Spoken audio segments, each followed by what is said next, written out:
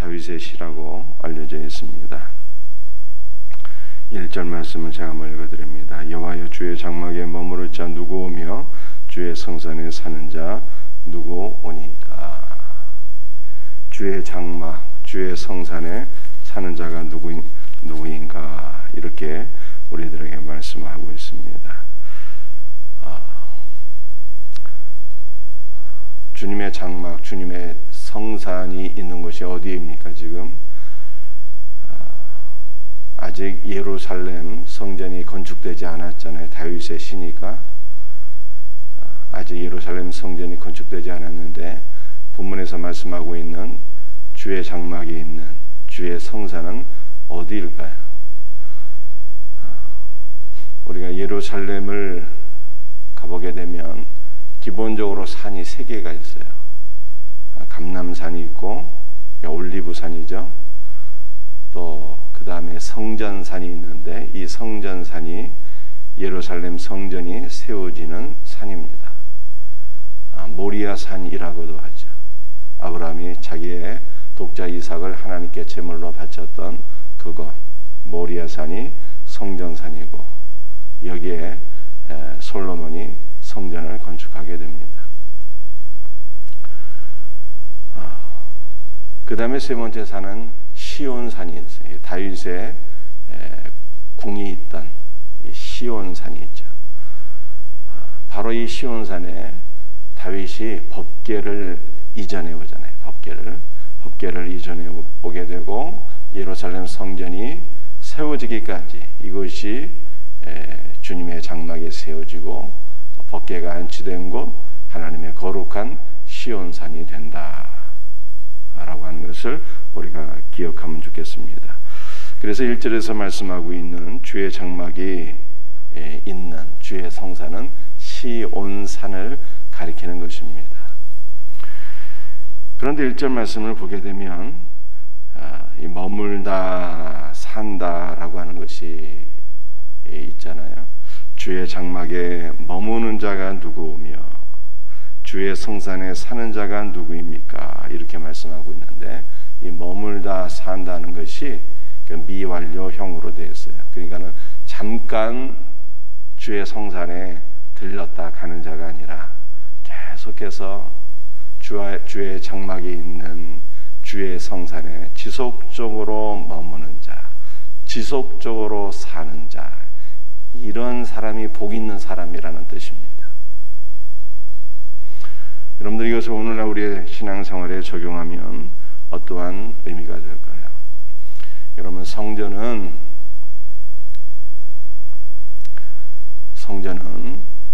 기본적으로 모든 것이 예수 그리스도를 가리키고 있어요. 그러므로 늘 항상 예수 그리스도 안에 거하는 자가 복이 있다라고 하는 말씀이 되겠습니다.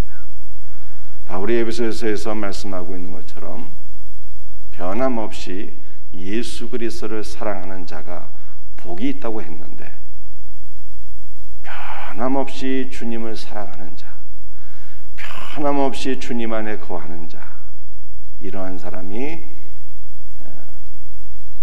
하나님의 성산, 하나님의 장막에 머무는 자이다 라고 지금 다윗이 말씀하고 있는 것입니다. 사랑하는 성도들이요, 변함없이 하나님을 사랑한다 라고 하는 것은 가능한 일일까요? 쉽지 않습니다. 쉽지 않습니다. 하나님께서 은혜와 복을 주실 때는 감사하고 찬송할 수 있지만, 환난과 핍박이 올 때 하나님을 변함없이 사랑하고 가까이 하는 것은 쉽지 않은 일이죠. 그러나 언제나 주님 안에 거하는 자, 주님을 변함없이 사랑하는 자, 예수 그리스도의 품 안에 거하는 성도가 복 있는 자라고 지금 말씀하고 있어요. 그럼 어떤 사람이 변함없이 주님을 사랑할 수가 있을까요? 인간의 마음은 아침과 저녁으로 변하는데 어떻게 변함없이 주님을 사랑할 수가 있겠어요? 주님께서 우리를 변함없이 사랑하십니다. 율법은 이것을 행해라 저것을 행해라 우리에게 훈계하고 징계하지만, 주님의 복음은 내가 너를 사랑한다고 말씀하고 계세요. 우리를 변함없이 사랑하는 주 예수 그리스도의 사랑과 은혜를 우리가 경험할 때, 누리게 될 때 그 사랑이 나를 사로잡고 그 사랑이 나를 예수 그리스도 안에 거하게 하는 거예요. 주님의 사랑을 경험하는 성도들 되시기를 주 예수의 이름으로 축복합니다. 여러분들 이 1절의 말씀을 또 우리 신앙생활에 적용하면 어떠한 의미가 되겠습니까? 성전은 모든 것이 예수 그리스도를 가리킨다고 말씀하고 있습니다. 그리고 구약의 성전은요, 신약으로 오게 되면 바로 교회를 가리키는 거잖아요. 눈에 보이는 건물, 빌딩이 아니라 교회를 가리키는 것입니다. 예수님과 교회는 또 하나이기도 하고요. 예수님이 교회의 머리이시고 교회는 예수 그리스도의 몸이니 예수님과 하나이잖아요. 그러므로 어떠한 사람이 복 있는 사람입니까? 교회 안에 머무는 자가 복 있는 자예요. 잠시 머물다가 떠나는 사람이 아니라 지속적으로 교회 안에 머무는 자, 교회를 사랑하는 성도들, 여러분들 이 사람들이 복 있는 사람들이에요. 교회를 변함없이 사랑하고 교회 안에 머문다는 것은요, 오늘날 코로나 시대를 보니까 이것도 쉬운 일이 아니더라고요. 그죠? 이단들이 역사하기도 하고 또 코로나가 무서워서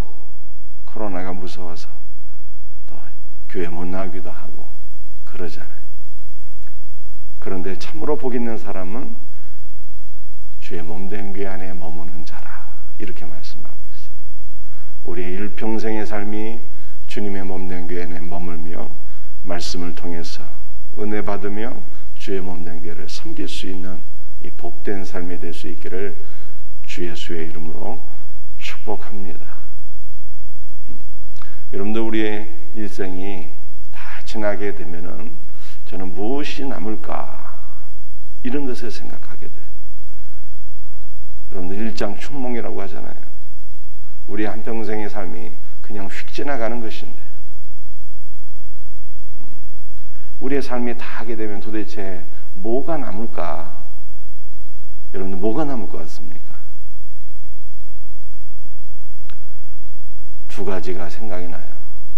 하나는 하나님께서 우리에게 선물로 주신, 하나님께서 우리에게 맡겨주신 자녀들, 그 자녀들이 믿음의 사람으로 딱 세워지게 될 때 얼마나 이것이 아름답고 귀하고 복된 일이겠습니까? 하나님께서 맡겨주신 첫 번째 사명이에요. 그게 자녀들은 믿음의 사람으로 잘 양육하여서 우리의 대를 위해서 우리 자녀들이 주님을 섬길 수 있다면 그게 복된 일 아니겠습니까? 또 하나 남는 것이 있다면 주의 몸된 교회를 섬긴 것이에요. 우리 일평생의 삶을 통해서 교회를 사랑하고 교회를 섬기고 건강한 교회가 세워질 수 있다면 정말 하나님께서 기뻐하시는 말씀 중심의 건강한 교회를 우리가 세워서 우리 자녀들에게 그 복된 신앙을 물려줄 수 있다면 여러분들 이것이 가장 귀하고 아름답고 하나님 앞에 인정받을 만한 우리의 삶이 아닐까, 그런 생각이 들어요. 그러므로 사랑하는 성도들이요, 오늘 1절 말씀을 통해서 우리 하나님 앞에 사모하고 또 사모해야 됩니다. 주님을 더욱더 사랑하는 삶, 주님 안에 거하는 삶, 예수께로 더 가까이 나아가는 삶이 될 수 있도록 기도할 수 있는 우리 성도들이 되시기를 바랍니다. 또 우리가 이것을 1절을 교회로 우리가 연결해서 생각할 때 그저 잠시 왔다가 잠시 떠나는 분들이 얼마나 많이 있습니까? 교회 안에. 이 교회는 이게 마음에 안 들고 저 교회는 저게 마음에 안 들고 평생 이게 방황하는 영혼들이 얼마나 많아요. 그래도 예수를 믿으면 구원은 받습니다. 그러나 여러분들 불쌍한 영혼들이에요. 우리가 일평생 주님의 몸된 교회 안에서 주님의 몸된 교회를 사랑하고 은혜 받고 교회를 잘 섬겨서 정말 건강한 교회를 함께 주의 은혜 가운데 더불어 세워나갈 수 있는 우리 복된 성도들이 다 되시기를 주 예수 그리스도의 이름으로 축복합니다. 주님의 성산에 머물 자가 누구인가라고 질문하면서 거기에 대한 답변이 나오게 됩니다. 답변이 나오게 되는데 많은 것들을 얘기하죠. 그러나 딱 두 가지로 요약이 돼요. 우리 2절 말씀을 한번 읽어보겠습니다. 정직하게 행하며, 정직하다라고 하는 것은 거짓말하지 않는다 이런 뜻이 아니라 원어를 보게 되면 완전하다 이 뜻이에요. 완전한 자가 주님의 성산에 머물 수 있다라고 하는 것입니다. 여러분 누가 완전합니까? 완전한 분은 사실 예수 그리스도 한 분뿐입니다. 예수 그리스도만이 완전하신 분이에요. 그래서 우리 주님께서 교회 안에 계시는 거예요. 교회의 머리가 되시는 것이고 우리 주님이 교회 안에 임재하시는 것입니다. 그런데 완전하신 예수 그리스도를 믿고 완전하신 예수 그리스도께서 우리 안에 거하게 되면요, 그 사람이 또 예수 그리스도 안에서 완전한 자로 하나님께서 인정해 주시는 거예요. 우리 예수님께서 우리에게 칭의의 복을 주시잖아요. 우리를 의롭다고 칭하시고, 그렇죠? 우리를 옳다 하시고, 우리를 완전하다고 그렇게 말씀하시는 거예요. 우리가 흠이 없고 죄를 전혀 짓지 않아서 완전한 것이 아니라 완전하신 예수 그리스도 안에 거하는 자는 하나님께서 완전하다고 인정하세요. 공의를 행하고, 여러분들 이 공의가 채테크, 다시 말해서 예수 그리스도께서 우리에게 주시는 칭의의 은혜인 것입니다. 결국 첫 번째 성산 안에 머무는 자는요, 예수 그리스도를 믿는 믿음의 사람을 가리키는 거예요. 2절에 그의 마음의 진실을 말하며, 이 진실은 에메트라고 하는 단어인데 이 에메트가 그 처음과 나중이신 예수 그리스도를 가리키는 거예요. 그 예수 그리스도를 믿는 자가 완전하고, 예수 그리스도를 믿는 자가 의로운 자이며, 예수 그리스도를 믿는 자가 진실된 사람이에요. 성산 안에 머무는 자는 교회의 머리가 되시는 예수 그리스도를 믿는 자, 믿음의 사람만이 그 자격이 있는 거죠. 두 번째 자격은 뭘까요? 우리의 믿음이, 2절 말씀, 공의를 실천하며 그러잖아요. 우리의 믿음이, 우리의 칭의가 실천하는 믿음이 되는 거예요. 그 다음에 실천하는 믿음. 첫 번째는 주 예수를 믿는 믿음이요, 두 번째는 주 예수를 믿는 믿음이 말씀을 실천하는 믿음으로 또 나가야 한다는 뜻입니다. 실천하는 믿음에 대해서 3절 이하에 쭉 얘기하고 있잖아요. 그의 혀로 남을 허물하지 아니하고, 악을 행하지 않고 비방하지 않고. 중상모략해서는 안 된다는 거예요. 그죠? 여러분들 우리가 예수 그리스도 안에, 예수 그리스도께서 우리 안에 계시잖아요. 주님이 우리를 사랑하시잖아요. 그 사랑에 의해서 우리가 주님을 사랑하고 교회를 사랑하잖아요. 여러분들 교회를 사랑하는 사람이 어떻게 형제 자매에게 중상모략 비방할 수 있겠습니까? 그렇게 하라고 해도 안 되는 거예요. 주님이 나를 사랑하시고 그 사랑이 나를 사로잡는데 나를 통해서 주님의 사랑이 흘러가는 것이죠.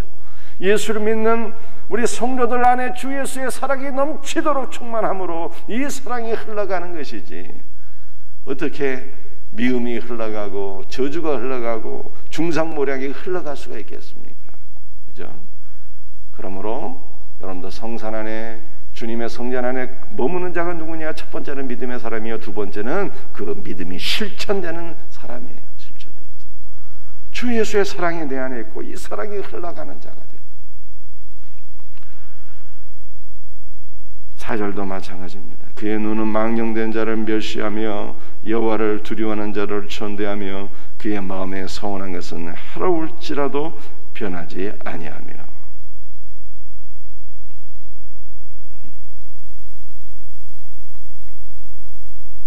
실천하는 믿음이죠. 한마디로 말해서 하나님 앞에 서운한 것은 해가 될지라도 순종하며 또 이웃에게 해를 끼치지 아니하며, 이것을 계속 말씀하고 있잖아요. 마지막 5절, 이자를 받으려고 돈을 구워주지 아니하며 뇌물을 받고 무지한 자를 해하지 아니하는 자이니 이런 일을 행하는 자는 영원히 흔들리지 아니하리이다. 이렇게 말씀합니다. 결론적으로 성산에 머무는 자가 누구냐? 믿음의 사람이요. 두 번째는 그 믿음을 실천하는 사람인데 이와 같은 사람은 영원히 5절 영원히 흔들리지 않는다는 거예요. 영원히 흔들리지 않는다는 것이 무슨 뜻이겠습니까? 1절 말씀과 연결해서 생각해 보게 될 때 믿음의 사람, 이 믿음을 실천하는 사람들은요 영원히 흔들리지 아니하고 주의 성산에 머물게 된다라고 하는 거예요. 사랑하는 성도들이요. 그러므로 오늘 시편 15편에 기록된 대로 우리가 주 예수의 온전한 사랑과 은혜를 누려서 믿음의 사람이 되고 변함없이 주 예수를 사랑하며 또 우리의 믿음이 실천하는 믿음이 되어서 영원히 주님의 몸된 교 안에 머물 수 있는 우리 복된 성도들 다 되시기를 주 예수 그리스도의 이름으로 축복합니다. 기도하시겠어요? 주님, 시편 15편의 말씀을 붙잡고 사모하는 마음으로 간절히 기도합니다. 오늘도 주님의 사랑이 우리를 사로잡아서 우리의 심령에 충만하게 흐르고 넘치기를 간절히 소원합니다. 주님의 사랑이 우리를 강권하여서 더욱더 주님께로 가까이 나가기를 소원합니다. 주님 안에 머물기를 간절히 소원합니다. 더욱더 변함없이 주 예수 그리스도를 사랑하는 우리 복된 성도들 되게 하여 주시옵소서. 주님 안에 머물기를 원합니다. 더욱더 주의 몸된 교를 사랑하는 성도들이 되게 하소서. 온전한 믿음의 사람이 되게 하시고 이 믿음이 실천하는 믿음으로 나갈 수 있도록 주여 은혜와 복을 허락하여 주옵소서. 그러므로 영원히 흔들림이 없이 주의 몸된 교회 안에 거하는 우리 복된 믿음의 성도들 되게 하여 주옵소서. 오늘 새벽에도 주 예수의 보혈로 우리를 덮어 주옵시고 주의 성령으로 충만하게 하여 주옵시고 간구하는 모든 것들을 주께서 들으시고 응답하여 주시옵소서. 감사하오며 거룩하신 예수 그리스도의 이름 받들어 간절히 기도드리옵나이다. 아멘.